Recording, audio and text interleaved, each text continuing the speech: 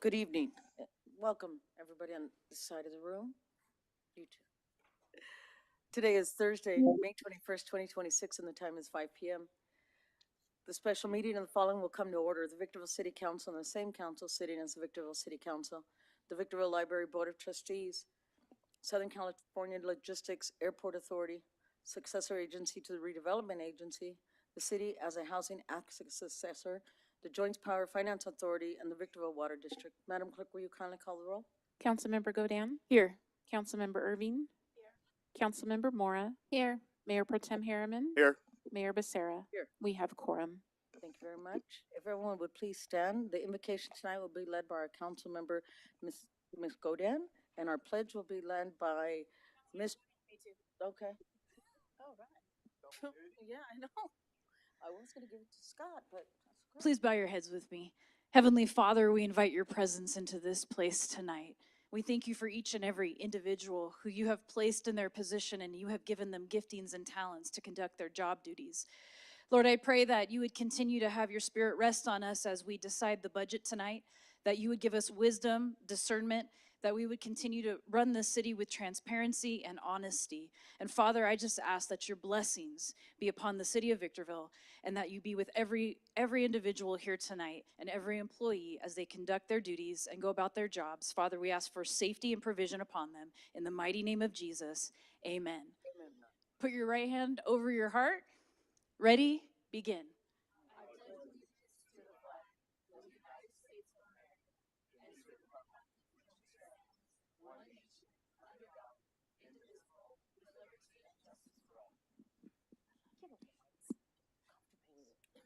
Reminds me of chapel back in the day. You notice something? No, we used to have chapel. Madam Clerk, will you present the agenda and any revisions there too? Thank you, Madam Mayor. There's no revisions to the agenda this evening. Thank you, ma'am. At this time, my council members, any conflict of interest? No, we're good to go. Introduction to public comment. Madam Clerk, is there any request to speak? No, Madam Mayor. Moving right along. Our first business of order is written communications, item 1, fiscal year 2026-2027 budget workshop. Mr. Metzler, you're up. Thank you, Madam Mayor and members of the council. And welcome to the budget workshop for the 26-27 fiscal year. We do have a presentation for you, so if we can cue that up really quickly, that way you can see where we're at. Perfect, thank you. This workshop is the first opportunity for you and members of the public to hear what staff have in mind as a revenue and an expenditure plan for the upcoming fiscal year. It is also important for you and the public to know that this proposed budget relies heavily upon policy and guidance already set in motion by the City Council. Examples of that include, among other things, your adopted strategic plan and a number of your system master plans. And so tonight you're here being asked to review the materials provided to you, ask questions, and to the extent there are some minor and to the extent there is something more or less in the proposed budget in terms of questions, staff is asking for your feedback, as it's our intent to bring this back in a final version of the budget for your approval at our next city council meeting. And so with that, I just want to thank you and recognize you all for your hard work in getting us to this point. Certainly your policy and your guidance is hugely important to us in this large collective effort. And so I'd like to also recognize the deputy city managers, or my executive team, the deputy city managers, including myself. As you well know, Victorville is a fairly large and complex organization. Our executive team is responsible for guiding a total of 14 departments and helping connect them all culturally to our One United culture. Here you have our leadership team that heads up the respective departments and leads staff from their day-to-day and their efforts. They're also the ones that lead them in helping participate in this budget. I think right now would be the most appropriate time to recognize, of course, most importantly, those that are the budget team. that help put this budget document together in a way that's easy for us all to navigate. They make sure all of the numbers tie together and give you a good collective representation of the city budget. And so with that, I'd like to recognize them by asking them to stand as I call their names.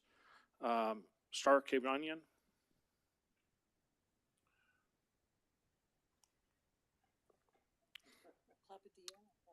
Christian Dominguez, Finance Manager. I'm sorry, Star was the Assistant Director of Finance. Rosa Roman, Finance Analyst. Amber Darling, Finance Analyst.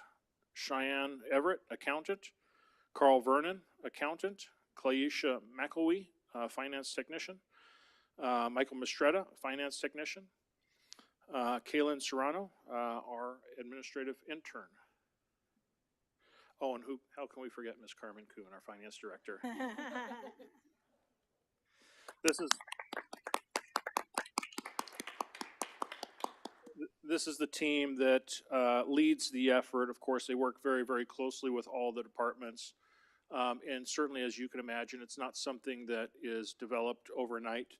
Of course, a few months ago, you'll recall having presented and completed the mid-year budget presentation to you. And probably the very next day, they're working on preparing for this moment before you. So tremendous amount of work, a lot of effort, and I just personally want to thank each and every one of you for all of the hard work and long nights, long days that you've put in to actually put this document together. So thank you very much.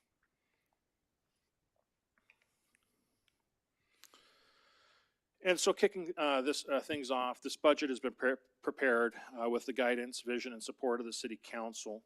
It reflects a tremendous amount of coordination, planning, and collaboration among staff across all departments. As a result of their dedication and hard work, I'm pleased to present this balanced budget.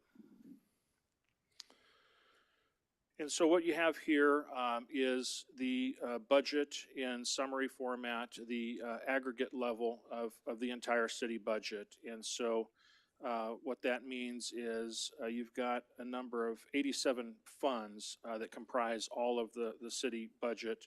Your city budget is proposing a revenue plan of $403,130,821.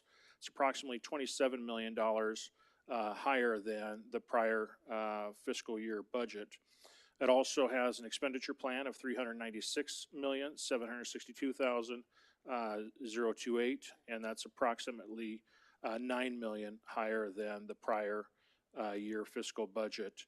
It does contain, on the aggregate basis, a surplus to the order of about $6.37 million, and so that's something that in previous years you're used to seeing a negative where there's an aggregate dependency upon reserves. But in this particular case, we've been able to swing this budget with a surplus.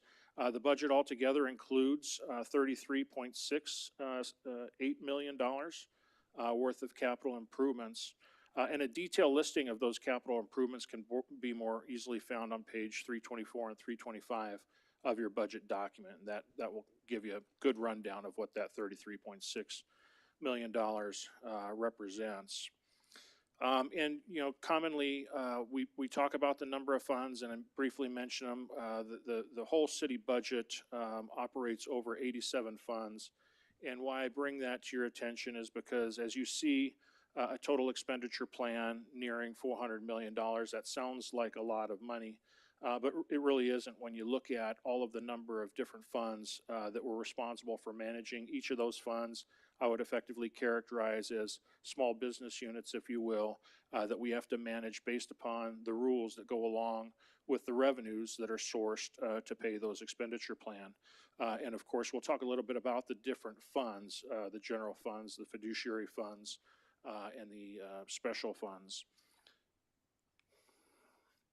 And so with that, this slide is really intended to kind of break things down by fund type. And so as I mentioned, those fund types, you do have two general funds. Of course, one's clearly labeled general fund, and then Measure P, even though we account for it separately, that's also considered a general fund because it's generated from a general tax.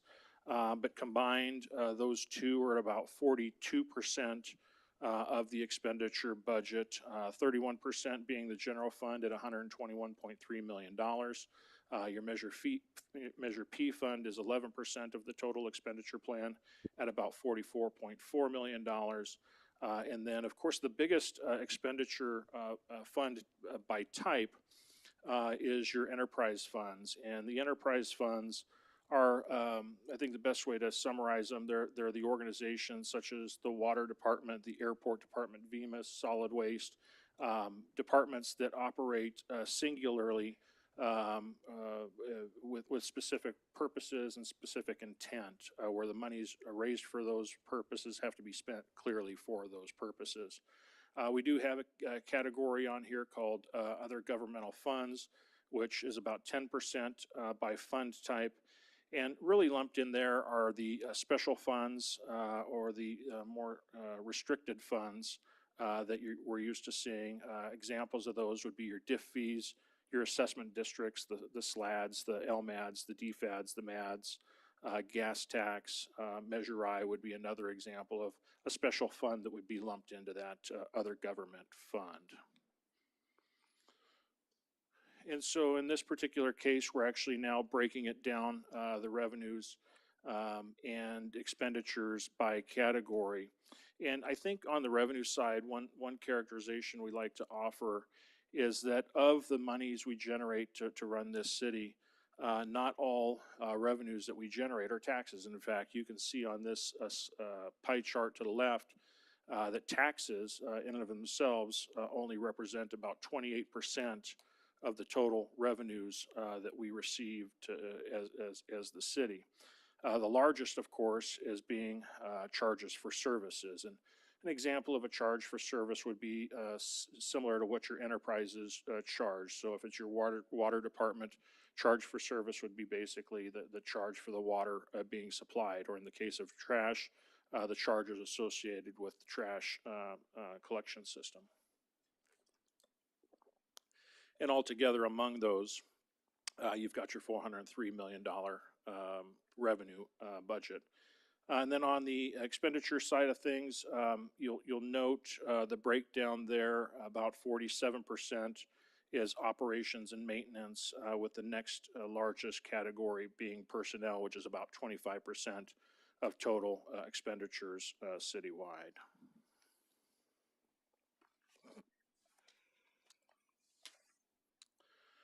This, again, on the aggregate is showing you a couple of things.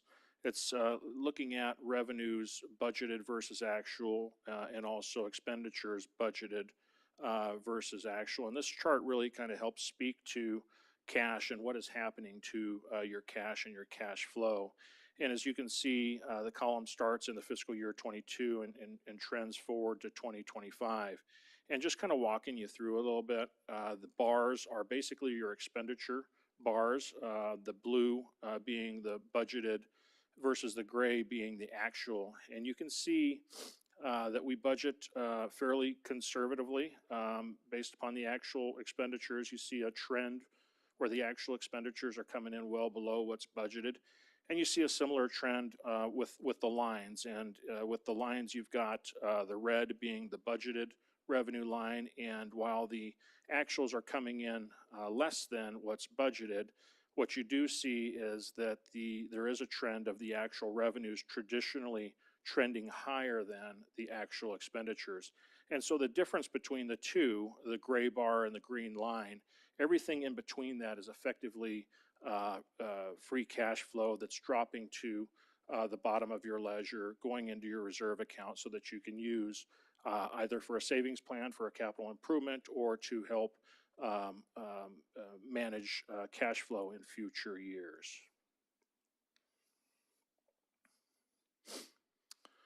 In this particular slide, as we kind of talked about commonly, the health of a city is often measured by the position of its general fund. And in summary, you have a healthy general fund, which I'll further explain with the later slides.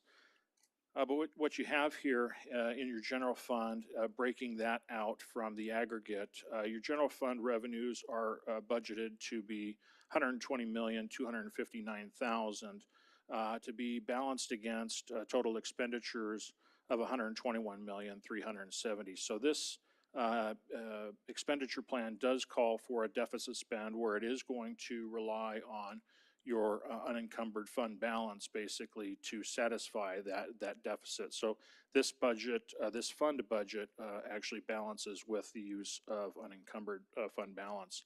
But if you look at kind of the breakdown on the revenue side of that 120 million, you can see to the left in the left pie chart that about 53% of your revenues to the general fund are derived from taxes. And the next slide will help illustrate what those taxes are. But then you see another breakdown where pass-throughs, cost allocation, those would be charges to other departments for the central services of the city.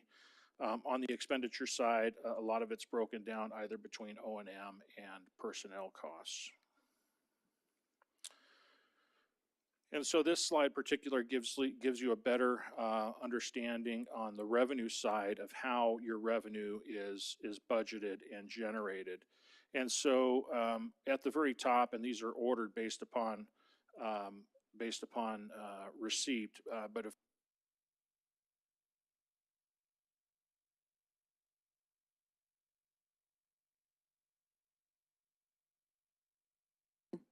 No, I'm on. You are. hello, okay, here we go. So of course, the top three, and again, just a point and make sure we're connecting dots. On the 2027 budgeted revenue column at the very bottom, that 120 million does connect with the number that you've seen on previous slides. And so with that, the three largest revenue sources contributing to your general fund are sales tax, property tax, and what's called pass-through RPPTF. But that's also a property tax. That's basically the residual property tax that's passed through to cities resulting from the dissolution of the former redevelopment agencies. And I think it's worth pointing out that amongst those three, of course, sales tax is the largest based upon the defined category. But when you consider property tax and pass-through really being property tax in and of themselves, property tax combined is about 33, almost 34%. So we're at a point, and this is the second year in a row that we've experienced this, where we've actually seen property tax collections surpass our sales tax collections. And I think it is important to note, because we'll make this comparison later in the presentation, that combined, those top three contributors to your general fund are about almost 60% of your total general fund revenues. And so that's worth knowing and monitoring because any effect to any of those three categories, or two categories I should say, certainly can influence a direct relationship or a direct impact to what you see on the expenditure side.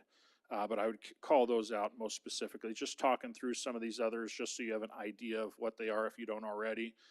Franchise fees is a revenue generated from utility companies. Utility companies do have agreements with the city basically to be able to operate within your right-of-way.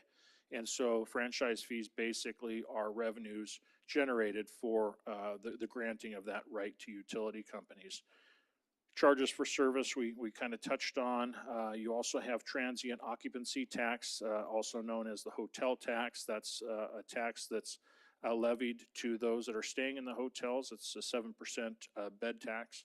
And I think finally, just to put some perspective, again, focusing on the sales tax and the property tax numbers, if we were to look at a trend of how those revenues were growing, on the sales tax side of things over the last 5 years since 2021, sales tax has been only growing at a rate of about 0.76%, which is less than 1%.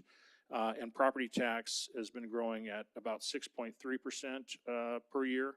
So we've seen some good growth there, likely due to the evaluation of the homes and the addition of new homes. But then also our PPTF has been growing pretty meaningfully, and that's why we've seen it combined exceeding the sales tax. RPPTF has grown at about 16% per year. And so we're certainly expecting on the RPPTF to level out, just knowing how that works, that it's basically residual after debts are paid for the former RDA dissolutions. And so moving on, since we just touched on the revenue side of how your general fund generates, this pie chart shows you the expenditure side. And as I called attention to 60% roughly of the top revenues being generated for your general fund, I typically like to compare that to the total cost for police and fire. And so this pie chart does show you that police services actually make up the largest cost to your general fund at 35.4%, and of course fire being 17.6% combined. Those are about 53% of your total general fund expense. And so comparing 53% of your expense to 60% of your revenue being property tax and sales tax, I think it's worth continuing to monitor. The closer that expense gets to your revenues for sales tax and property tax, the more and more dependent sales tax and property tax coming in at rates consistent with the growth of the cost. If it doesn't, then we're effectively going to get into an imbalance to where there may be a point in time where those revenues don't keep up with the cost for those services. And then one thing that we do, not just for the general fund, but you'll see this more in the presentation for Measure P, but we also do and take a similar approach to all of the other funds that we're managing. Here is how we view the world when it comes to determining the fiscal health, in this case of the general fund. We do like to do a lot of forecasts, and in this particular case, it's a 5-year forecast. And also considering the revenues and expenditures, comparing the cash balance to your reserve requirements. So just walking through it, your total revenues, as we have just seen for the upcoming fiscal year, is $120.26 million. If we forecast that forward based upon the trends that we've been experiencing, we do forecast a 1% increase over time. So taking that 120 million in 26-27 to 125 million in 2030-2031. And so with that, we compare it against total expenditures, and just dropping to the total expenditure line, you'll see an increase from the 121 million budgeted to 135 in 2031. And we're actually forecasting a 3.5% increase across the board over that period of time. So certainly between that forecast alone, those inflators, you're naturally going to see an imbalance where the costs outpace the revenue. And so just dropping down, you'll actually see the reserve balance. And so we actually like to focus on the reserve balance, and that's your total unencumbered cash, unencumbered fund balance. And so with that, you actually have a fairly robust unencumbered fund balance in this fiscal year, projected to be $95.2 million. But as you can see over time, that does drop to 54 million, which is a drop of about 41 million over the course of the 5 years. But we do compare that to your 17% reserve requirement.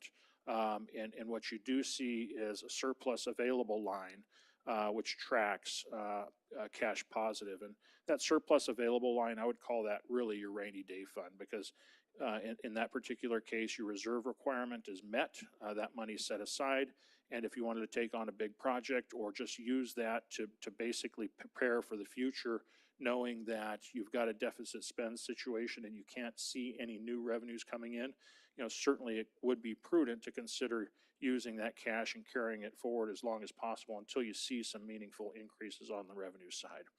But with that being said, I think the simple way to look at it and determine that the general fund is in a healthy status is looking at your current projected reserve fund level of 78% and forecasting it forward at 40% in 2031. That's still exceeding your reserve target of 17%. So I would say that's in pretty good shape. And then this is just a better illustration of what you just saw numerically in the previous slide. And so the yellow line in this particular bar chart is showing you where your reserve fund level is. And so everything above that reserve fund level on each of the years in the bar, everything above the yellow, that is unencumbered fund balance. That's money to above your reserve target. So that's your rainy day fund.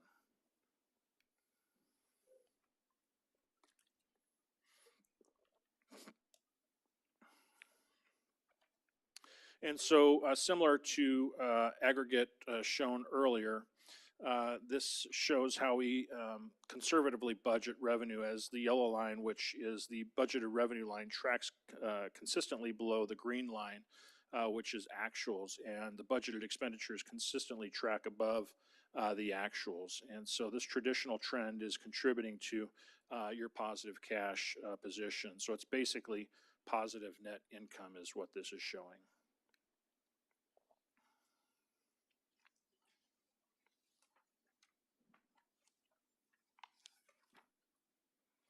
And so this slide illustrates budgeted and actuals and the relationship to your reserve balance and reserve. And I think the interesting thing here is if you look at the bars, again, the bars are going to be your expenditures and the lines are going to be your cash, the yellow line being your reserve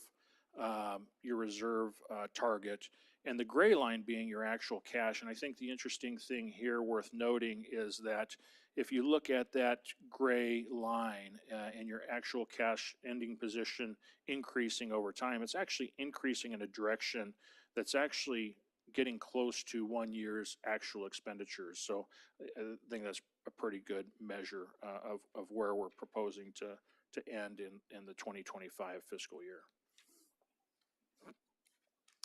So now we're going to start breaking this budget down a little bit further based upon the strategic plan goals that you've adopted in your current strategic plan. And so this one starts with a strategic plan B, which is police, fire, code compliance, animal services. Altogether, we call that public safety. And so starting out with code compliance and animal services, this budget does include a total personnel count of about 43 full-time and part-time positions. And so that's that's 3 department administrative positions, 12 in the animal services division that are full-time, 8 that are part-time, and then also 20 full-time equivalents in the code compliance division, with 5 of those assigned to the homeless engagement team. And so on this side of public safety, you've got a general fund and Measure P budget revenue of $1.168 million and a total expenditure of a little over $8.7 million. On the fire side of the equation, you do have combined funded from, again, general fund and Measure P. And so in the combination of those two funds, you have a total revenue of $1.277 million.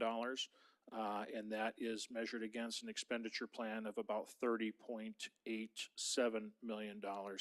And in this particular case, on the revenue side, because perhaps you're not familiar with how the fire department would generate revenue, we actually do generate revenue on the prevention side of the house, where it includes licenses, permits, and charges for services such as plan checks and inspections. And so that's where the fire department would be generating their revenue.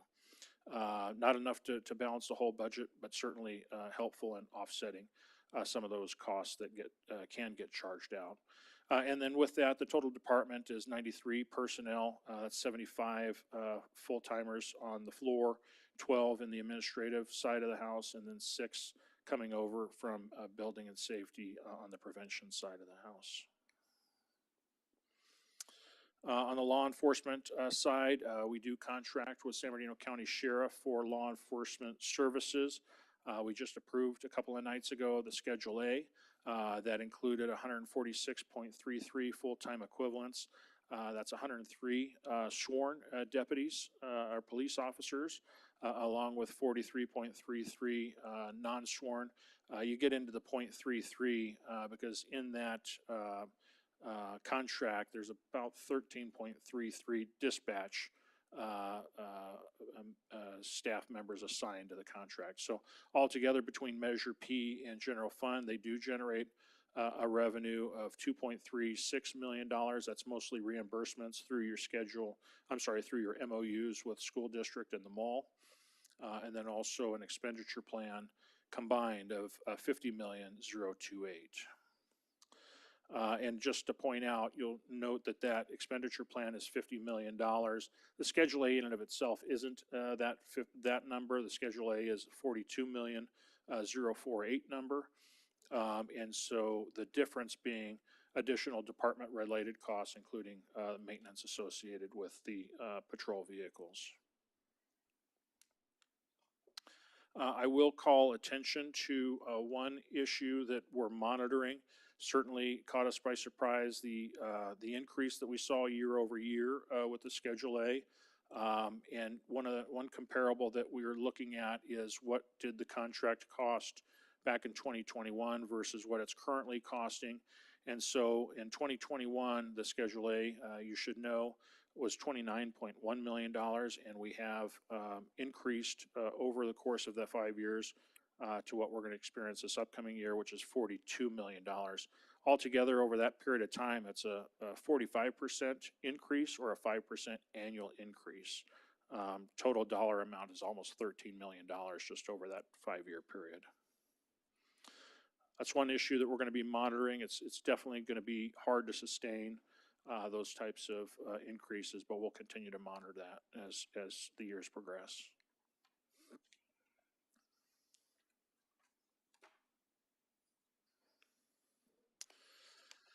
And so now we'll touch on Measure P and provide a revenue expenditure overview. This also we characterize as a discretionary general fund, even though we account for it separately. We do that because when Measure P was approved, it was approved with an oversight board wanting a separate accounting so that it can be clearly identified that the funds generated for Measure P are being spent consistent with the intent of Measure P. And so with that, what this slide is showing you is that this proposed budget is proposing a beginning cash on hand to start the fiscal year of about $38 million, where it's projecting revenues in the order of 33.8, almost $33.9 million, with projected expenditures of 39.5, almost $39.6 million. So it does depend on the cash on hand as we started with. To balance the budget, it does draw on a projected fund balance in the order of $5.7 million. That'll be a draw on your cash.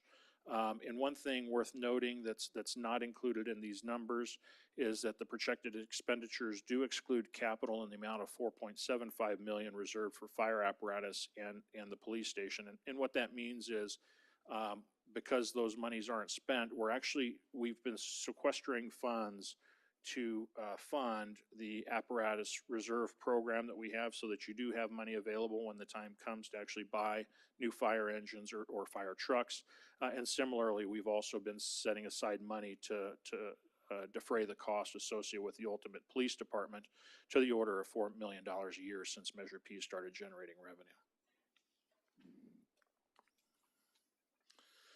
And so some of the highlights for the Measure P, this Measure P fund continues to prioritize efforts to strengthen traffic enforcement initiatives. This budget does acquire advanced EMS and hazmat equipment to expand fire department capabilities. It does expand building improvements at the Animal Care and Adoption Center to enhance animal care services. It does implement ADA enhancements across various parks, and it does fund police station and fire department apparatus reserves.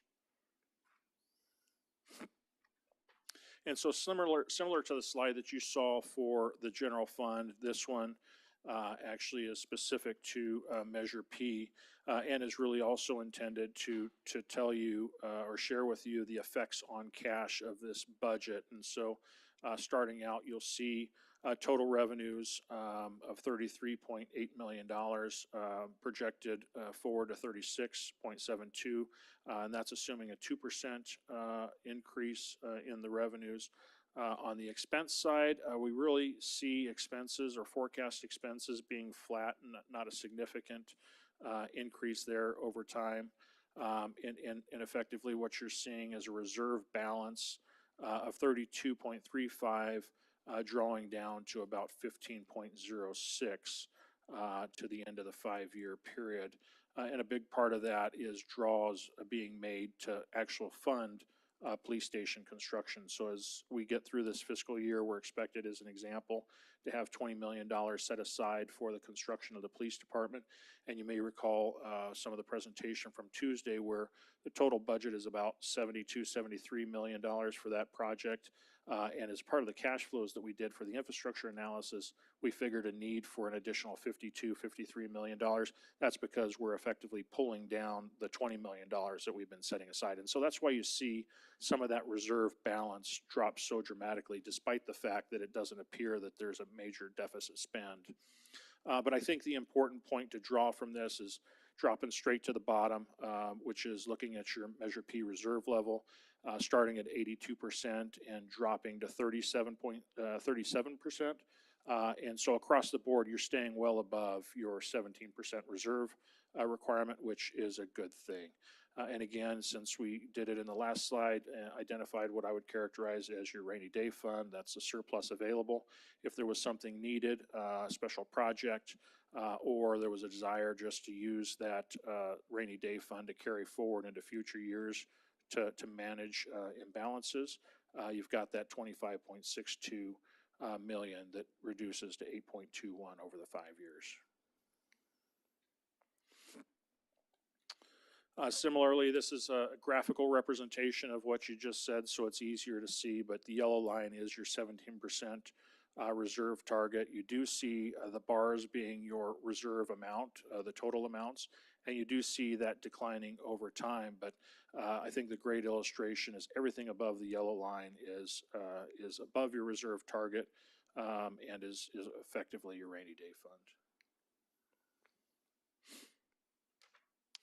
So moving on and past the general funds, we're going to look at your enterprise funds, and these are summarized at the high level. And what you do see, starting with the sewer sanitary fund, we call that Fund 425. You've got a revenue plan of $41.5 million matched against an expenditure plan of almost $37 million. Calling for or projecting a surplus in the order of about $4.5 million. And I think it's important to note in this particular case that we're in year 4 of the 5-year rate plan, and this budget does assume, as called for in the rate plan, a 3% rate increase.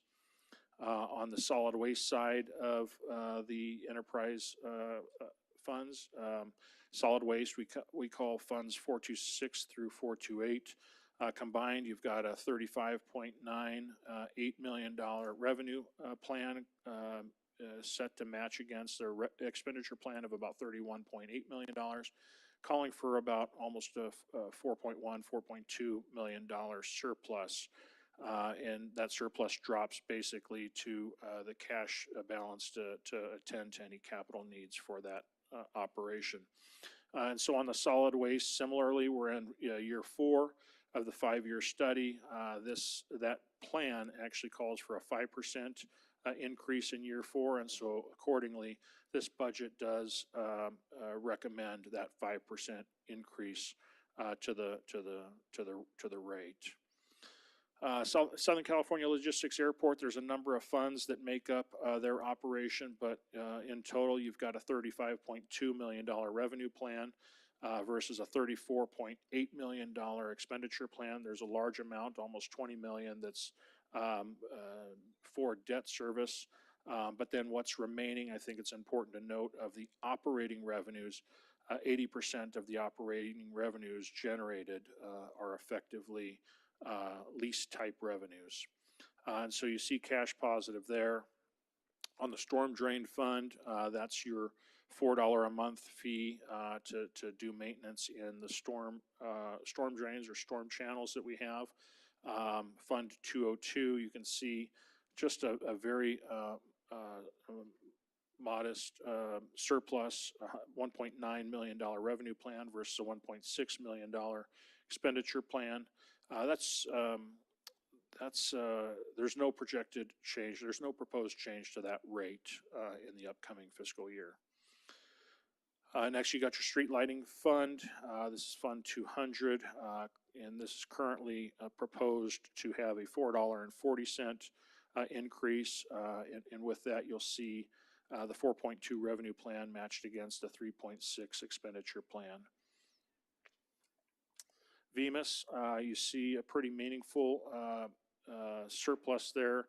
And this is basically the sale of not only electricity, but also natural gas services. And you can see a healthy surplus there. VMIS is not proposing any rate increases for either natural gas or electricity. And then finally, as it relates to water, 410 through 416, you do see a combined revenue plan of 63.7 versus a $57.1 million expenditure plan, calling for a surplus of almost $6.6 million. On the water side, we're in year one of the new 5-year rate plan. And so with that rate plan that we just looked at actually calls for a 4% rate increase in year one. So this budget does contemplate that.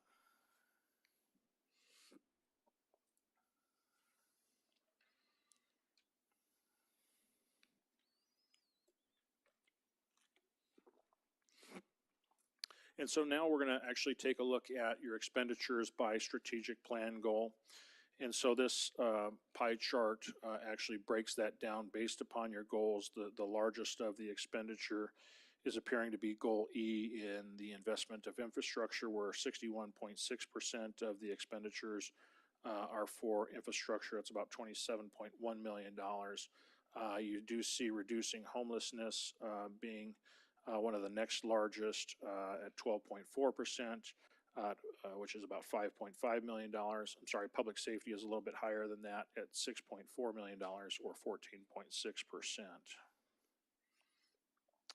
And this, we're kind of breaking down a little bit more granularly what you'll actually see in some of those strategic plan goals that we track in terms of expenditures. Certainly when it comes to strategic goal A, we've got a number in there for the finance department, the city manager's office, information technology, largely services that are relied upon to help us promote and maintain the fiscal sustainability goals. As it relates to strategic goal B, public safety, this budget includes a number of specific items that I'll call out a few. Definitely on the code compliance side, you can expect animal care and adoption center updates, so there's certainly going to be some physical improvements to that facility. On the fire side, we've got some fire station upgrades at both 312 and 311 with internal facility replacements, fire station exterior paint, and we're actually planning to do the conceptual and construction design for a new fire station. On the fire side as well, you've got hazmat identification monitors, ZOL monitors, and a number of other apparatus replacement schedule items. Strategic goal C, community and economic development. You can kind of see without reading all of the detail there. We've got some Old Town activation items planned, along with some business development marketing activities. Homelessness, I think this is worth calling out specifically. Certainly on the homelessness side, you can see a big part of our effort being focused on the wellness center. That's both in terms of helping keep the operations afloat, but then also setting up backstop funding just in case there's a need for additional funding, perhaps because some of the other funding sources may not come through. Planning for that just in case. On the infrastructure side of things, you can see quite a few benefiting the airport. They've got a number of building improvements that they're making to some of the old buildings out there. They're buying some equipment. Same with the engineering. I think some of these are worth calling out. Citywide Pavement Preservation and Maintenance Project, Air Expressway Improvement Project, Amethyst Road Sidewalk Project, Bear Valley Road Improvement Project. Got a citywide sewer appurtenance replacement project, storm drain project, Ridge Crest at Bluff Crest. That's a traffic signal project that we've been working on. So those are definitely projects that I think the community will look forward to seeing in the upcoming fiscal year, and then a number of technology improvements. Investing in infrastructure, again, you'll see some benefit in community services. Moving on to E, you'll see investing in infrastructure benefiting public works. VMIS has got a number of improvements as well. All of this is better detailed in some of that capital improvement section within the budget binder. And so moving on to personnel and organizational updates. This year we have a number of proposed recommendations that are actually baked into this budget. And these are things that we look at and look at closely in terms of trying to maintain our benefit and compensation levels for competitiveness reasons, but also to help keep up with inflation. So this budget does include a 3% COLA for non-represented employees. It also includes a 3% COLA for employees represented by the Victorville professional firefighters. That would be pursuant to the MOU that's currently in place between the city and the Victorville professional firefighters. The recommendations also include enhancing some of the benefit allowances provided to employees. And with that, it proposes a $200 a month increase to the Fringe A, which is the amount available for offsetting the healthcare costs, and then also a $200 increase to the Fringe subsidy, which is effectively the matching subsidy offered by the city for costs above the basic health care costs for the single individual. This budget also does include a $2,500 a year tuition reimbursement for part-time employees. You'll recall that as a part of our standard benefits to full-time employees, tuition reimbursement is something that we extend to full-timers. And so this is recognizing the importance of our part-timers to the collective employment system that we have, and also wanting to provide better opportunities for our part-timers to be able to grow into perhaps full-time roles with the city. This slide is here to kind of just highlight the history of what's been going on with COLA.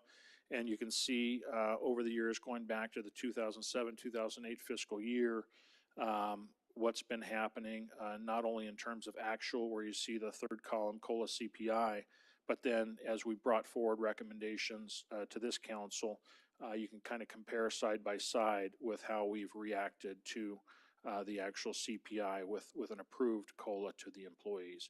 And so in this fiscal year, the actual COLA, the actual CPI March to March is 3.1%.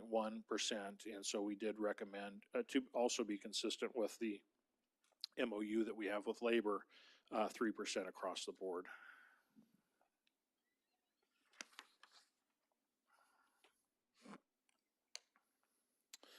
And so this slide talks through our position control. Currently, we have 570 full-time equivalents approved as positions to be filled in the city.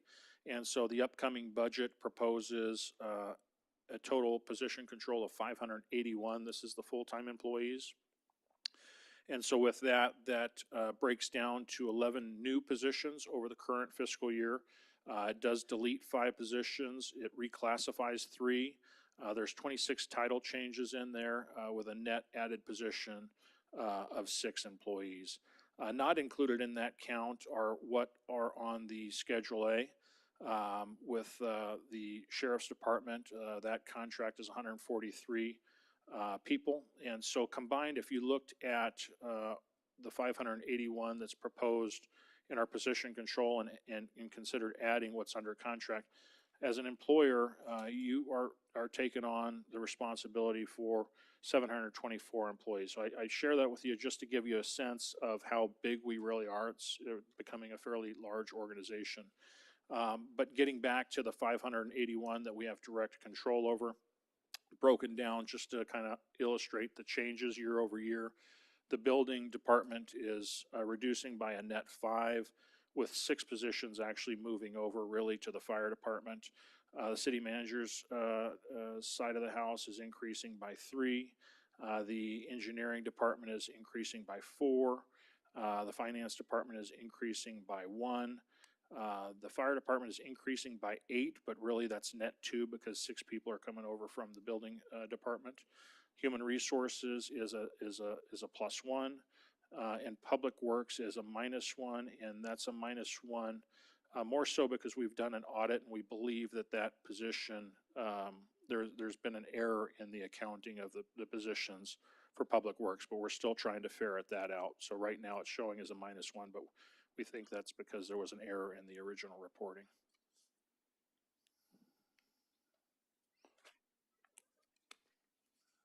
And so with that, this slide here is really kind of to highlight a couple of things. First, you can see the population growth over time, which has a relationship to the demand for services. And since 2007 to the upcoming fiscal year, you've got a population increase from 109,000 all the way up to about 140,000. Annually, it's about a 1.5% increase, but I think I will call to your attention over the last 5 years, going back to 21-22, that increase of population from 127,000 to 139,000, that's at a 2% clip. And so what we're seeing is over the more recent term, our population increase is actually growing at a faster rate.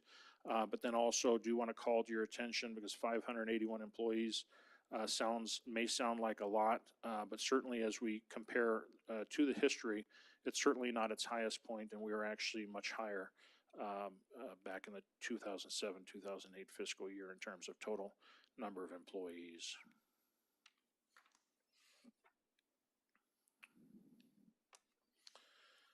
And so as far as organizational changes, kind of touched on it, effective July 1st, the fire department prevention division will be, the fire prevention division will be reassigned to the building, from the building department to the fire department.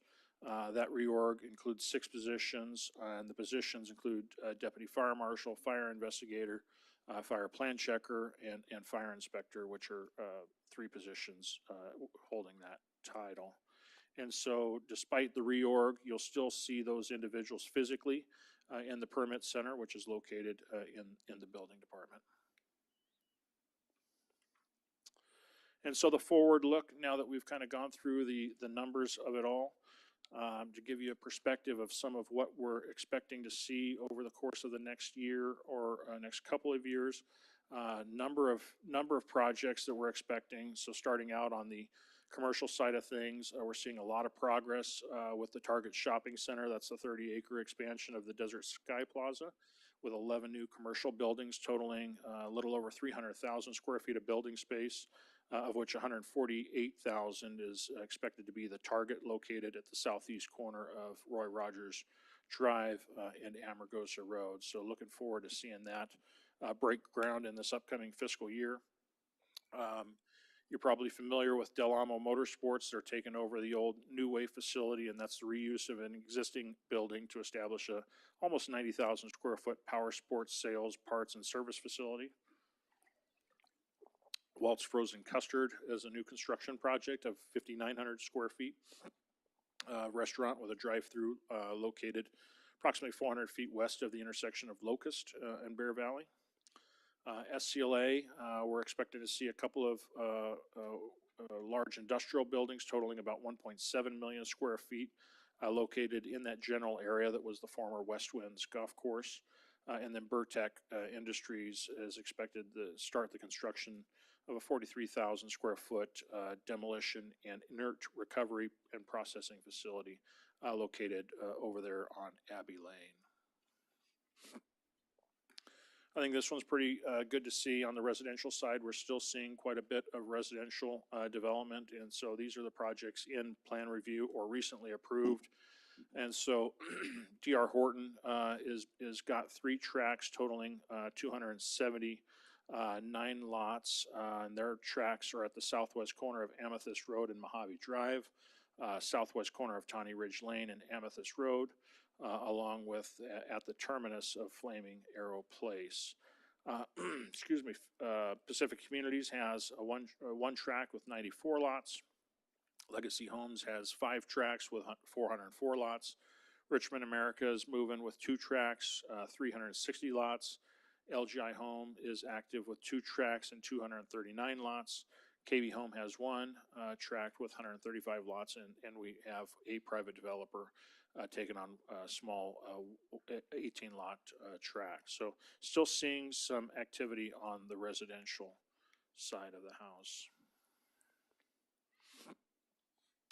Do have some medical activity taking shape, and so Desert Valley Hospital does have a planned expansion, adding another 83,600 square feet. It's a 2-story building that includes a new emergency department on the first floor and a new medical surgical department on the second floor, and that's located at 2nd Avenue at the existing hospital campus. Medical office space is also new construction proposed of a little over 26,000 square feet at the corner of Business Center Drive and Silica. More office space at Business Center and north of Jasmine, about 8,000 square feet of medical professional space there. Do have 1 hotel moving forward, Wood Spring Suites, which is new construction of 113-room hotel located at the northeast corner of Cottonwood and Paiute Avenue. The airport is finding themselves largely occupied. 90% of their leasable space is occupied. So they're actually in that position of looking to utilize other properties, and that's why you've seen some demolitions coming forward where we're actually trying to remove older facilities to basically utilize the underlying dirt and pursue additional development opportunities to create new space and new leasing opportunities. We're creating a site map for future development along Reddy Street in Phantom West. That's one of the locations. And then off airport, we're still seeing continued investment in assets and infrastructure by completing the roadway and building projects. In Covington Capital, they're the developer of the old golf course project. We're certainly seeing them ramp up in terms of getting ready to break ground. And then as we're nearing the closing of our forward look, this is probably a familiar slide to you. And we've taken a big step in the direction of trying to help solve this equation. But we are fairly aware, and we've been talking about it at every budget presentation for the last 2 or 3 years now, of notwithstanding the fact that you just saw a presentation that says from a budget and fiscal perspective, we're in good shape. You know, we're always looking forward through the windshield and trying to figure out, you know, is there an iceberg coming, or is there something that we can plan for? And certainly what we hear from the community, you know, there's been a tremendous amount of feedback for the need for additional infrastructure and repairs and upkeep. And so certainly we've identified $865 million worth of infrastructure needs that this budget just cannot sustain, cannot pick up. And so, of course, the action this last Tuesday night directing us to proceed in pursuing another measure to at least generate revenue, that will be huge in terms of helping put a major dent in trying to achieve funding for a number of these infrastructure projects. And so with that, as far as next steps, we're kind of at the end of the road here. The leadership team is available for any questions you might have as we have the budget binders for you. Certainly looking forward to getting any feedback that you might have. Certainly if there's things in here that we haven't included that you'd like to talk about, certainly we'd like to talk about that. And we'll certainly evaluate it and consider it as a part of the next presentation, which should be an abbreviated version of this presentation at the June 2nd City Council meeting. And so with that, thank you, Madam Mayor, members of the council, staff, and myself are available for any questions or comments you might have. Thank you, Mr. Metzler. Madam Clerk, will you please read the recommendation? There is no action required at this time. It is recommended that the City Council discuss and provide direction for staff regarding the proposed fiscal year 2026-2027 budget following a presentation by staff. Okay. Mr. Metzler, yeah, some of us do have questions. Uh, If city council would agree, since it isn't a actionable item, we have 2 minutes and then 3 minutes, let's combine them together. Do I need a motion for that or no, I just tell them? Okay. No. So your questions and comments are gonna be together for a total of 5 minutes, okay? Mayor Pro Tem Harriman, you're up first. Oh. First, because I call you last. Then I call you- I'm kidding. Well, I want to say thank you to staff. That was, as this being my 4th year, I definitely understand it better than I did in the beginning of year 1. I really don't have anything. I would like to request a couple more homeless task force employees for code enforcement. I think we need a couple more code enforcement homeless engagement employees. And I'm just basing that on what I see. And I live in an area that's where most of the retail in the city is. So obviously I'm going to see more other than, maybe Old Town. I noticed, Mr. City Manager, the differential in employees in 2007, was it 2007? We were up to, what was it? Was that due to a recession, or is that just us being more better at what we do? Thank you, Madam Mayor, members of the council. So yeah, the question goes back to the number that was in the 2007-2008 fiscal year. And so calling out the position count that existed in that fiscal year, it was 643 full-time equivalents compared to what it is in this upcoming budget of 581. And so I think certainly we're much leaner. We're much more efficient than we were back then. There was a major recession that certainly impacted, and I think that's why you see a fairly dramatic drop. Just year over year, you saw a drop of about 80 employees, literally year over year, and so that was an impact, probably the first impact resulting from the recession, because then thereafter in 2009 to 2010, you went down to 394. And in remembering those times, it was prettiest year. The city was in some pretty difficult financial position to where it had to cut very, very deep, and actually resulting from that, actually had to cut a number of services. As we grew over time, we reevaluated what services really were, priority of the council, and certainly that's why that's a big part of the influence in wanting to have a strategic plan to make sure that we're clear in what we need going forward. And so we've been able to program our employee growth based upon some of those visions you've set forth in terms of the strategic planning. Would it be fair to say that some of that is attributed to us having the finest equipment to do for the employees to do their jobs? Certainly that does play a factor into it, as time progressed, whether it's physical equipment or even technology, that both factors in to helping do the jobs more effectively and efficiently, yes. Okay, and then on page 11, on the sales tax, on the actuals in 2026, and I may have asked this question before at the the original workshop. Is that dip because the problem we had with the computer system, what do you call that, ransomware or whatever it was? I'm sorry. Page 11. Oh, page 11. The 2026 actuals is quite a bit different than all the others. That'd be sales tax top line. Okay, I'm sorry. I'm caught up with your sales tax top line. Yeah. And So, then you've seen a dip, I'm sorry. yeah, so we're going 2024, 29.9 million, 2025, 29.4 million, and then 2026, 18.2 million. Was that due to the, go ahead. So the 2026 actuals is representing this current fiscal year. So it's just half the year. We're not done yet. Yeah. Okay, Yeah. okay. And if that was a dumb question, No, it looks, yeah, it definitely catches your attention. and I guess, then my other question is, on page 13, total revenues, or projected 27, 28 to be down is, why would that be? That was page 13. So total revenue, From 120 to 107.5.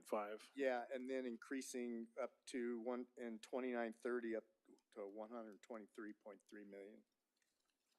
Is it, and those, it is, 27, 28 's projected. Correct. Okay. Good What- afternoon. Why is there such a big difference there? We can definitely bring that up for you in just 1 second.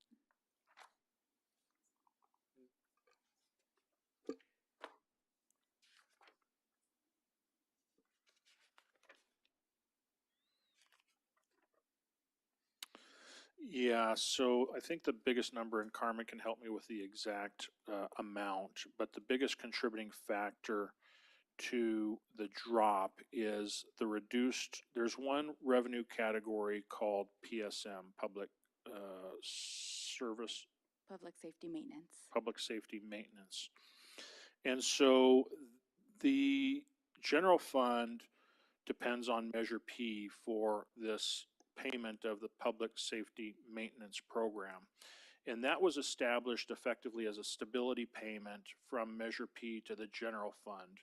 And the logic for it had more to do with the fact that because Measure P was for public safety and it was intended, of course, to help add public safety. Let's talk about police. I think police is probably the easiest example.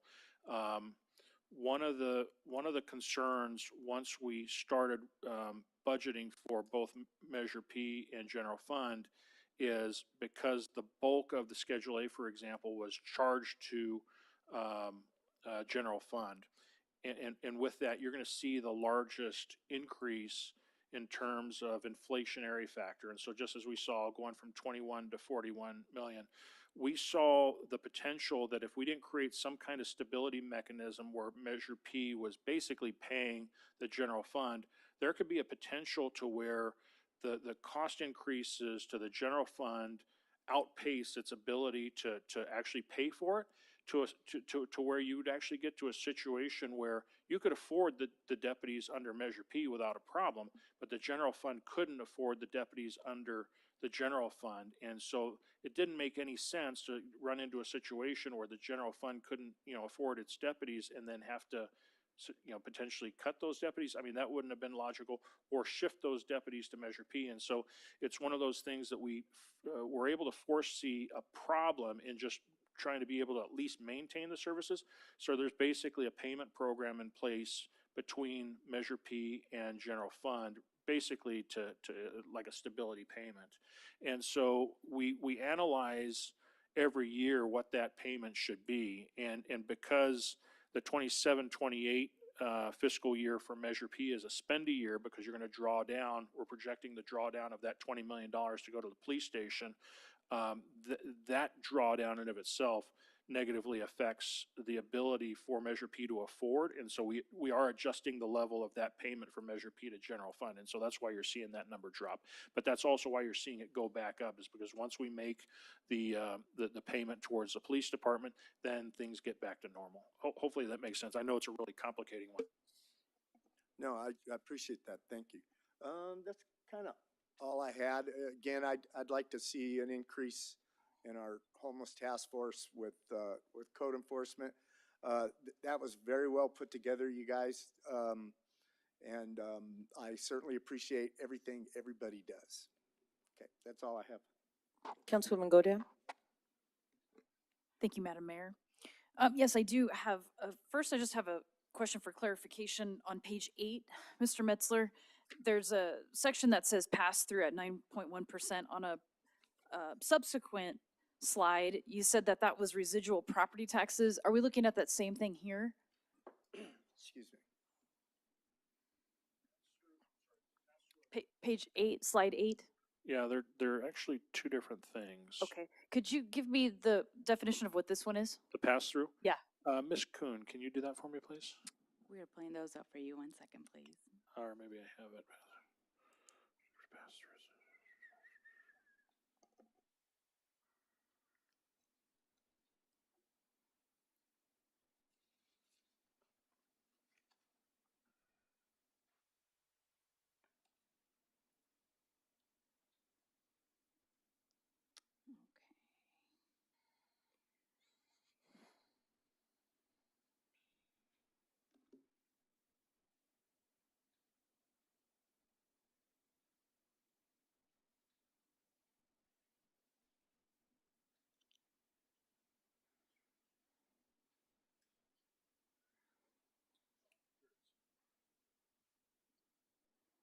Okay. Okay. Those are for the enterprise funds. So we have like the debt service from the SCLA again. The debt service that we receive from Vita is a big portion of that. And we call that a pass-through when we receive those funds. And then tax roll revenue from development property. So it is attributed back to the dissolution of the successor agencies. Okay. Okay.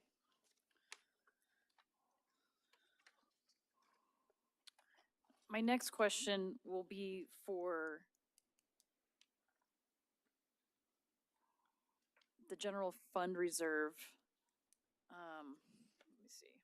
Doesn't have a page number. I'm guessing this is page 12.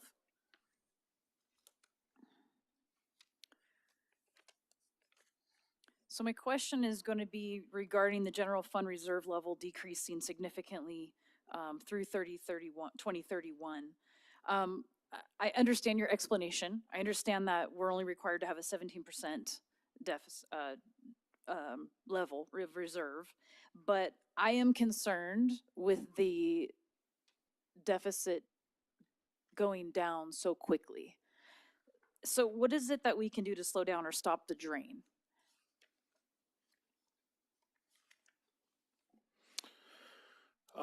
So certainly to stop the drain, certainly additional revenue, finding additional revenue sources that would certainly help.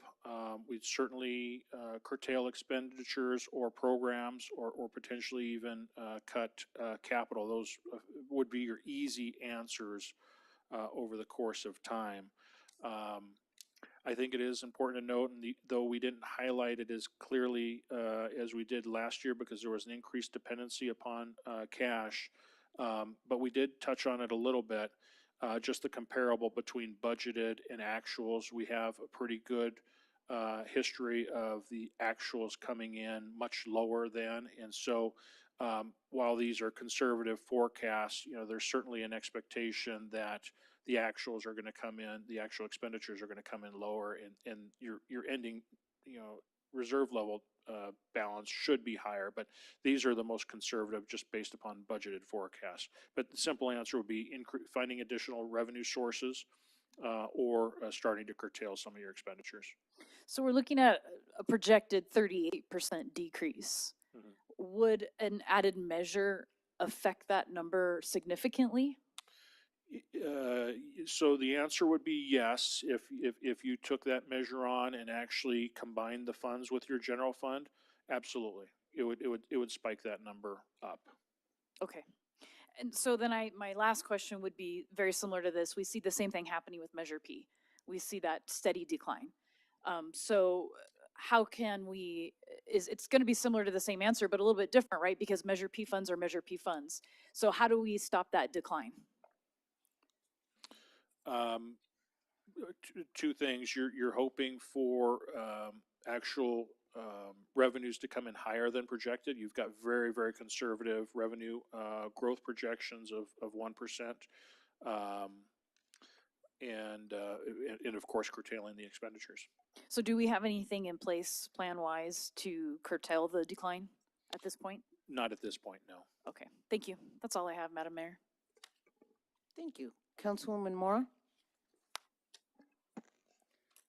Okay, well, thank you, staff, for this very extensive itemized report. And so my questions might be a little bit silly, but they're just things that I noticed. So first, with fire and police, public safety, there was a decrease in our charges for service. Can someone explain to me what that is? So over the years from 2024 to the projected for 2027, and that's for both police and fire. What page are you on? Well, it's not necessarily on the slide, but it's in our book and it's in the agenda. So this is going to be 269.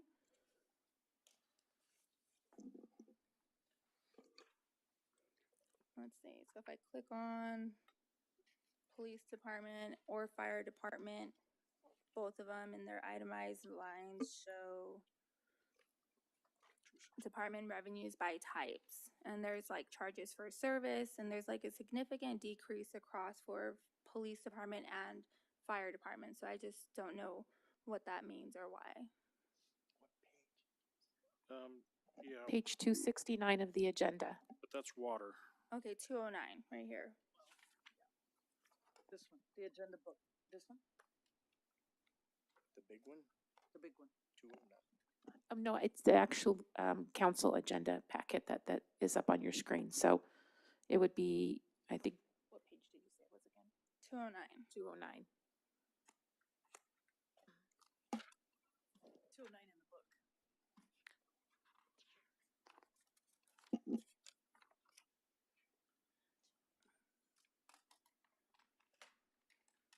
Is there a title to that page, member council? Yeah, it's just the beginning itemized for the department and review Page prior? for the fire department. So it would be to the last page of the actual fire. Thank you. One page before that. Thank you.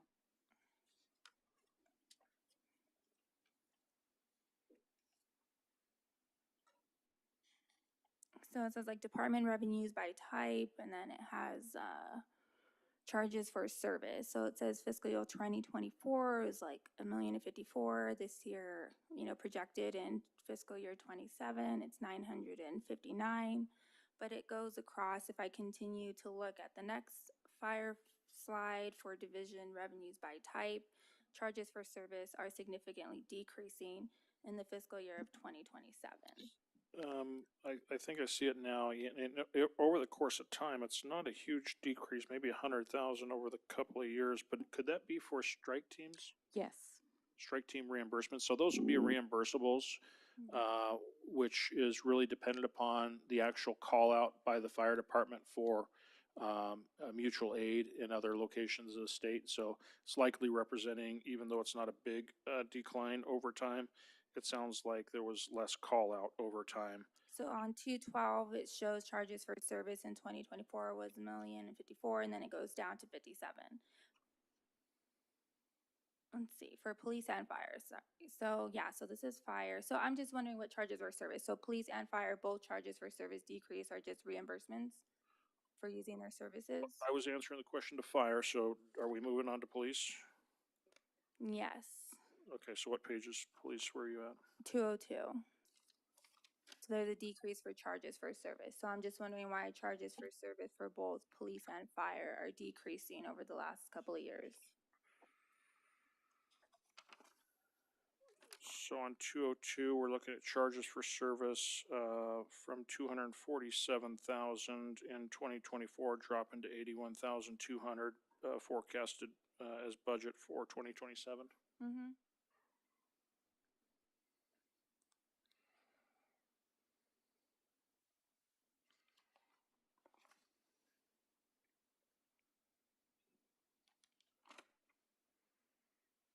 I'm just curious because a significant part of our budget goes to our public safety, and I'm just wondering why, charges for service are decreasing. Sure, well, yeah, But we're paying more, so over time. yeah, we'll get you an answer here. We can definitely itemize that for you and give you a breakdown. Okay, that's fine. And then another question I had, and I just wrote this down, so I don't have a slide, but it's just our employees. So 26 title changes, we only netted 6. 26 title changes, is that like internal promotions, or what kind of title changes for employees are we talking about? And if it was promotion would be something different. If it's title change, that's probably reclassification, perhaps reevaluating the job description, comparing to the duties, finding that the duties have actually turned into something different than the actual job description. So like, did we create a new job description, or they just took the place of a vacant job description? It likely could include the creation of a new job description. Okay. And then this, again, this is my notes, so I don't have a slide. So I'm looking at wherever we had our population prediction from 2026 for this year, it showed about a decrease of 1,500 people, but yet we have a 1,500 lots, that are in the plan. So we're looking at a population decrease over the time, but yet we're increasing our housing. So I don't know which slide the housing population was on. So the population numbers are sourced by the Department of Finance, and so we're basically just pulling their numbers, not sure the exact source, but what you saw between the actual population numbers and the actual housing development, they're apples and oranges. The population would be based upon what's existing here currently, whereas the actual tract development, that was a part of the forward look conversation, which is something that's coming. And so I think the point in showcasing that is, notwithstanding the population that you see currently being pulled from the Department of Finance numbers, with the tract development that's in the pipeline, you can definitely foresee the population growth increasing once those new homes come online. Okay. And those were the only questions that I had. Thank you. And we'll follow up separately on that, charges for service for police, unless we have the answer. It was the charges for service, and the investment income also went down. So that whole.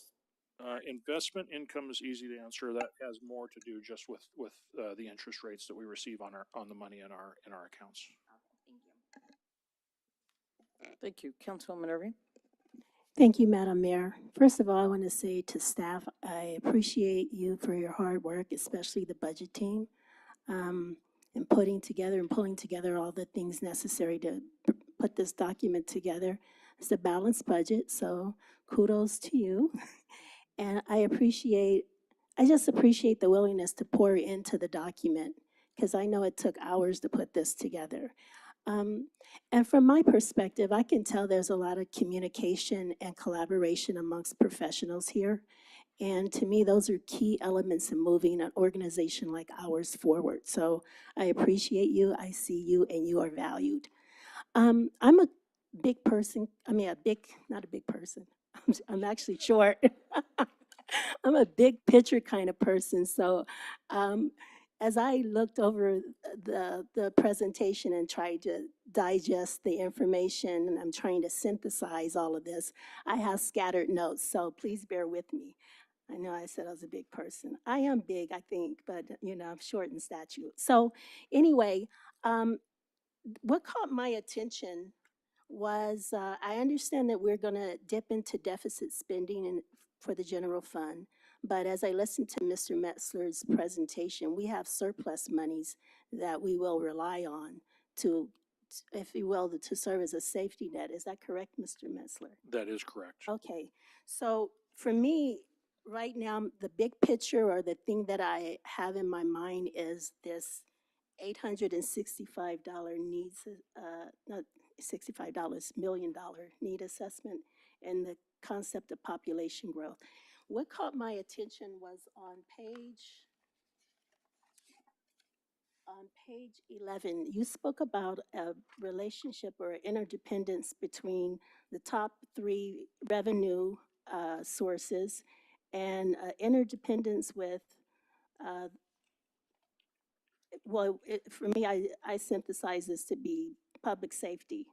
I want to know what conditions could impact property taxes and sale taxes in such a way that we're monitoring it, that it might cause an unexpected situation. I wasn't going to call it a catastrophe, but can you elaborate on that for me?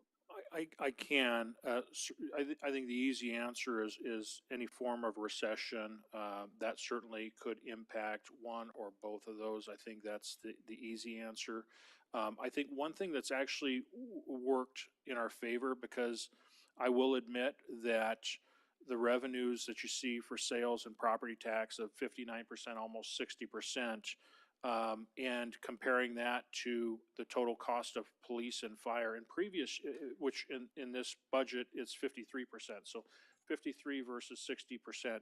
I will tell you, in previous budgets, that gap was narrower. It's actually been widening over the last few years. So that's actually a good thing, meaning that you've actually seen a bigger growth in your property tax and sales tax in relation to your police and fire costs. And that's largely due to having experienced increased amount of property tax coming through from the whole dissolution stuff. And that was difficult to forecast, but certainly, you know, something that we were very, you know, appreciative of when it happened. But currently we're at a status where that gap is bigger than what it used to be. And so I think we're okay, but we're still going to continue to monitor it. But to answer your question again, if there was a recession to where discretionary, something that affects discretionary spending, of course, if discretionary spending goes down, it's very likely that there's a direct relationship between that and sales tax. And of course, property tax. Property tax is much broader. I mean, you've got property tax generated throughout the entire 75 square miles, commercial, industrial, and residential. So you've got some diversity in the mix of use. But, you know, since we've experienced it in our lifetime before, and we remember 2008, 2009, you know, if you did have some type of recessionary effect that really impacted home values to where property owners were going out and doing reassessments like they were back then, if you see something like that dramatically from year to year, that could certainly impact and push your property tax revenues down. And so I think that's where, in terms of just monitoring the economy, those would be the areas that I would focus on. And of course, if you see something like that happening, that's when, you know, we probably should be worrying a little bit to say, okay, how's that affecting sales tax? How's that affecting property tax? And if it is, then we may need to course correct a little bit on the expenditure side sooner, as opposed to, you know, how this budget forecasts, if that Well, makes sense. okay, I guess it piqued my interest because when we talked about population growth and we're talking about services, growth, there's no other way to put it, means expansion. And so you repeatedly during your presentation spoke about the cost of law enforcement. Potentially, you monitor it because it could outpace the general fund. And so with regard to the population growth, you know, I want to know what kind of impact the scenario that you painted just now, could that have on, you know, public safety? Because those are essential for for quality of life. So I just wanted to, I wanted to get a good picture or the possibility of what that could be. It looks like we're in pretty good shape, at least for what we have to spend versus what we have coming in. But again, we have a daunting task to address population growth and expansion in services. Yeah, and where population growth, you know, the part of that that makes me worry, it's just a cautious optimism, if you will. You know, the population growth, I think, is good because, of course, you know, that does, you know, bring revenues that do help the city provide services. But at the same time, what we've seen and experienced is that the population growth does create demands for additional services. And if we're just looking at public safety, because that's probably the simple one, you know, population growth is going to have a correlation to service costs, you know, whether they're police or fire or medical. And so the more and more people that we have coming to Victorville, and the increased demand for the service calls, where that likely is going to impact us when we're looking at a budget, for example, is going to be, do we have enough people in the field? Do we have enough engine companies actually in position to be able to respond to that increased level of calls? You know, and so that's where we have to be certainly aware of what the impacts of population growth is going to have in terms of our current service levels. Thank you for entertaining me on that, because, you know, I look for patterns and trends, and I couldn't help but ask, well, what if? So thank you. Thank you. Thank you, Madam Mayor. Yes. Thank you. Mr. Metzler, page 13 of your presentation. It shows the fire department contract going up by 10%, but yet what was shown to us Tuesday night, it's going up 6% this year and a possible 10% next year. I mean, I know it's out of our control, but I'm sorry, you're on page 13 and you said the sheriff's contract, sheriff. Okay, okay. 38.95, and then it goes up to 40, but yet the figures that were given to us Tuesday night said it could possibly go up 6% and then 10%. I understand sheriff's is out of our control together. We get the bill and that's what the bill is. Yeah. Let me just do the math on that real fast.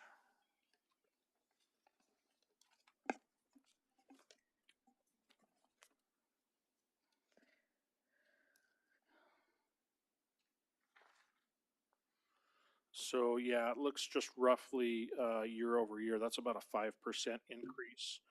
And so there were other factors that certainly went into this year's increase. I think this year's increase was closer to 8%, and that had a lot to do with the risk pool and the liability costs associated with the risk pool.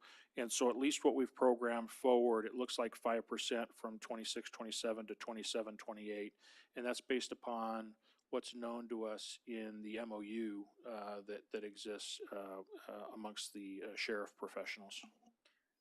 Are we locked into the contract 132, whatever it is?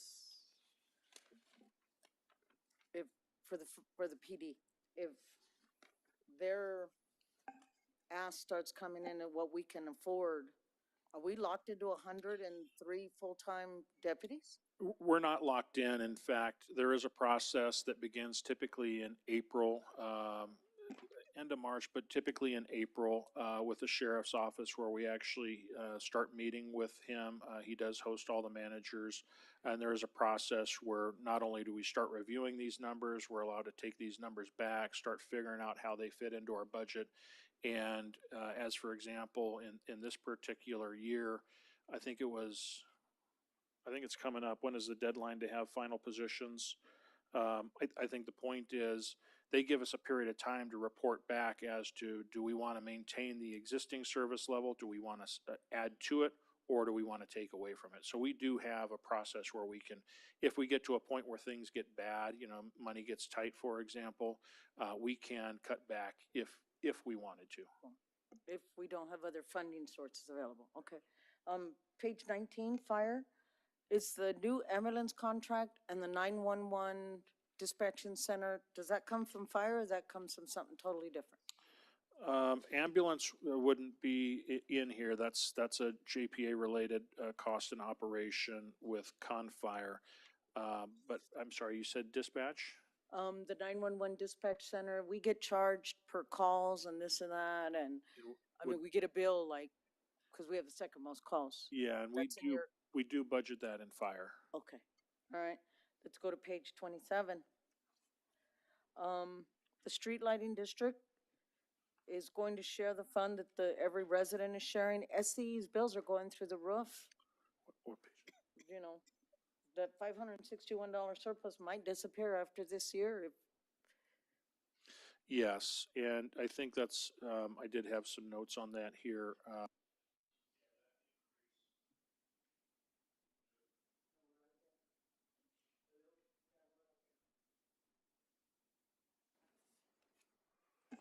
There it goes. Okay, yeah, you can hear me now. So yeah, the streetlight fund, fund 200 was going up $4.40. And yeah, my notes here, I'm sorry, yes, my notes are, that's actually an 18% increase, which sounds like a big increase. It's going from $24.28 to $28.68, and that's on the annual basis. And the increases are due to a 12.6 increase in 2025 for Edison rates. a 5.63 increase that's approved with the CPUC for 2026, and then also an expected increase of 5.11% in 2027. So certainly Edison's electrical costs that they pass on to us, that they charge us basically to eliminate those light standards, they've gone up quite a bit. Quite a bit, okay. So that surplus might disappear next year. Well, and then that's in fact why we're recommending the rate increase that we're recommending, is to try to maintain some type of unencumbered fund balance so we can actually take on the capital, such as adding new lights, new standards, light standards. Page 32 of your presentation. I thank you very much. I seen in the budget is $80,000 for Christmas decorations, but I also see here seasonal decor. Do you mean Christmas decorations, or no, you mean like Halloween and things like that? Those, or is Public Works losing those? Those are the Christmas decorations. So they're moving over to city manager side?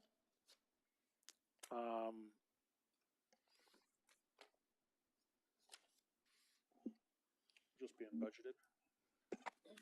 I think it's just being programmed out of our budget. Oh, okay. So Public Works can spend your money. Yes. Cool. Yes, yes. All right. Let's go to, Though I may go out there and help them. I got you. Page 31, I mean, I'm sorry, 41. I thank you for offering 3% for the employees, but over the last 5 years, the CPI has gone up 24.5%, and we've only given them 22%. Is there a way we can look at least a 3.25%? Because the CPI for this year was 3.10%, and we're offering 3%. But the last 5 years, we're still 2.5 behind the curve. We always look at a number of scenarios, and then we also, look at trying to maintain fairness and equity, certainly with the representatives as well. But in our case, when it comes to recommending compensation, we're actually looking at the effect of the entire package, and so the package also includes the benefits. And so certainly, we evaluate the potential of going higher, but we're also trying to balance out what can we do to make meaningful enhancements to the benefits. So we looked at both and effectively making the budget work the way we did. That's where the numbers came in, was at the 3%. And that's why we're recommending it. Okay. So can you show us a 3.25 at the final? Or no, it has to be something voted on. We can certainly run numbers and calculate the impact and present that for your consideration. Okay. Page 42, positions. Any of the positions being deleted? There isn't somebody currently, and I'm going to use Public Works. Public Works is going for 181 to 180. And then you did touch on it by saying it was maybe an error in bookkeeping. We're auditing the position control, and that's kind of where we're finding it, is we think there may be an error there, but we're still confirming that. Okay. And then any building, all of their 5 positions are being moved. It's 6. It's 6 from the fire prevention side that was supervised by building. They're now moving over to be supervised by the fire department. And then community services gaining 4 positions total? That is correct. Okay. I still got a couple more stickies. Page 47. The projects for the homes, and I know I'm going to say the acronym wrong. The CDF that we have, is it a CDF or CFD or? CFD. CFD. Are all these homes eligible to, all these tracks eligible to go in it? I'd have to check. Probably not all of them. I think it's safe to say not all of them, because I have to believe that a number of these tracks got entitled before we actually put the CFD in place. But certainly those that got entitled after the CFD, they would have been conditioned to enroll in the CFD. Okay. Are they having SCU troubles that we've heard statewide? I see Mr. Slugger's shaking his head yes. You want to come up, Joe, and kind of share your perspective on that? That's what he said.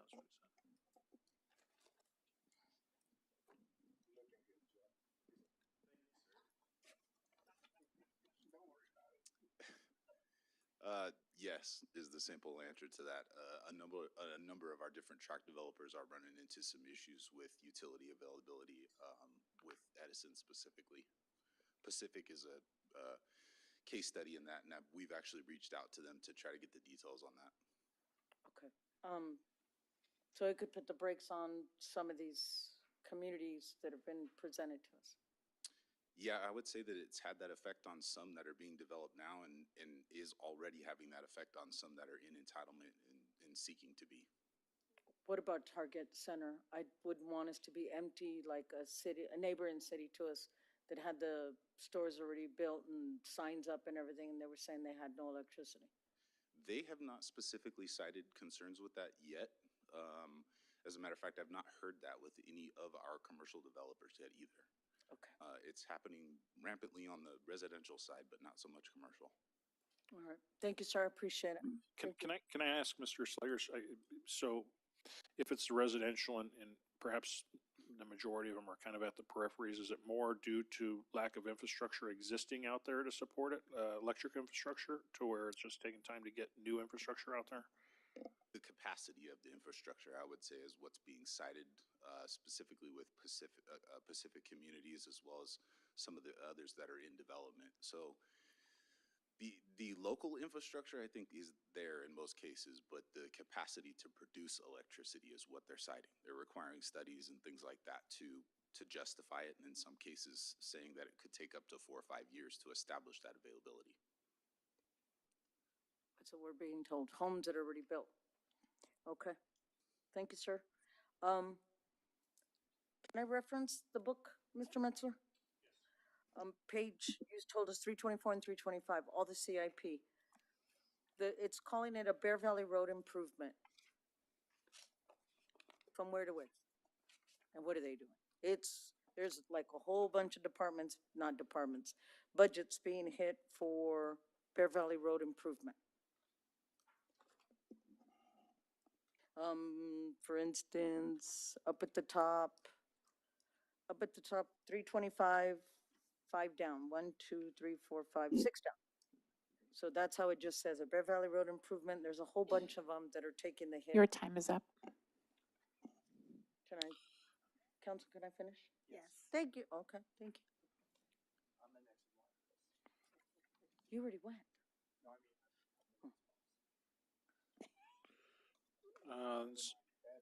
And so, do you have you don't have your book. And so at least what I'm reading here, Freddie, and maybe this can help.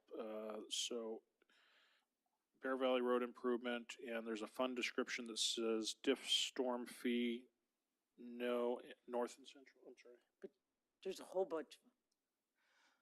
It's taking it from storm drain. If I may, good evening, Madam Mayor, members of council. There is a project that we have budgeted. It's west of Highway 395. We had already budgeted essentially half of a project between Monte Vista Road and Bellflower. We are budgeting the other half so that we can design it and construct it as one phase. So the limits are from Highway 395 all the way to our city boundary at Monte Vista Road. And it does include a little bit of road widening to be able to account for turning movements at the intersections, as well as some culverts to be able to get storm water from one side of the road to the other side of the road. And that's why you see the improvements being budgeted from multiple funds. Okay. And if I may ask one more question? CIP Dog Park, also 325. I read it was at Evadale? Excuse me? CIP Dog Park? Correct. Did we check any other part, like Sunset? And I don't live over there. That's for Donna.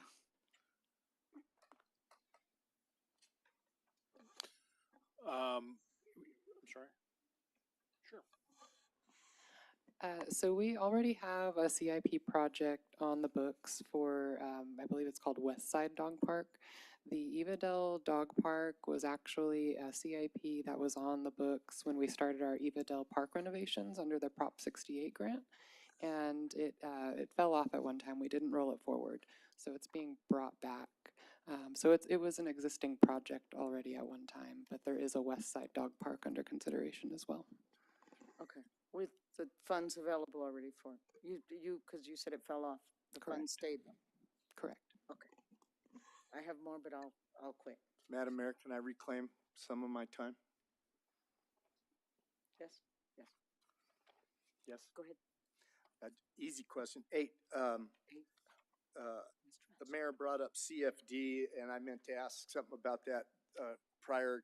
Do the CFD futures, did they factor in to any of the infrastructure, fire department, sheriff's department, and all that? Did we factor that in at all? I know you said some of the lots just haven't been developed yet, but I'm just curious.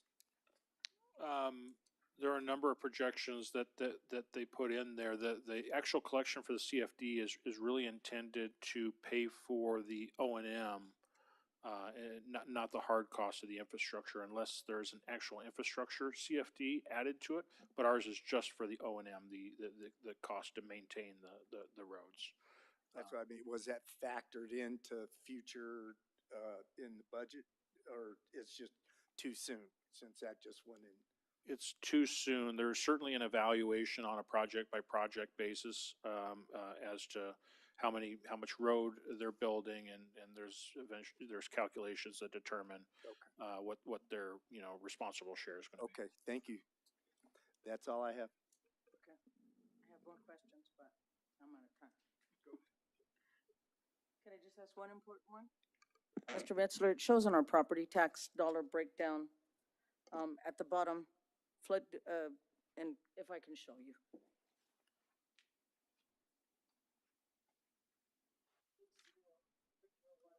Please speak into a microphone. 11. Page 11. Page 11? Yeah, page 11 in our book. All the way down at the bottom, it says Victorville Water District 1. I don't know if we're entitled to money and we're not getting any, but it says 0. So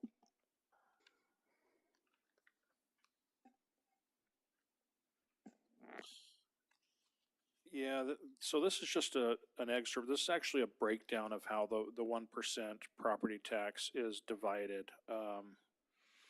And why it's even listed being 0 unless there's a number further out and beyond the decimal. I don't know. But this would have been taken directly from the property tax rolls. Okie doke. Then I have nothing else. Anybody else with time left?